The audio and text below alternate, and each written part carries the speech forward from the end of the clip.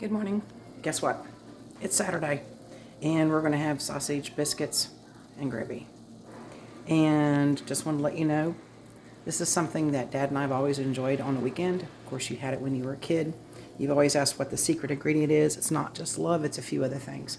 So I wanted to show you what we got going on so far. Okay, in this skillet here, I have some low salt sausage we're sauteing.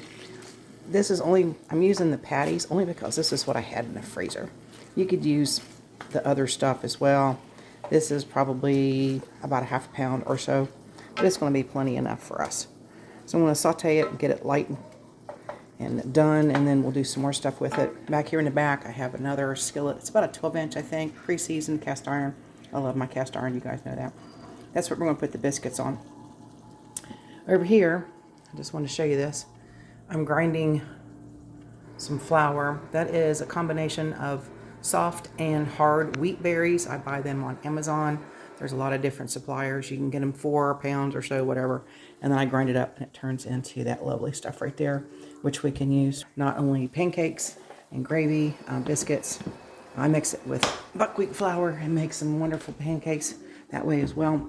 Over here and on the other side of the kitchen, I've got a bowl already started here. I have 1 cup of unbleached white bread flour and 1 cup of our lovely wheat berry flour that we just ground this morning. A little bit of salt and about 3 tablespoons, I think that is. Yeah, 3 tablespoons of baking powder.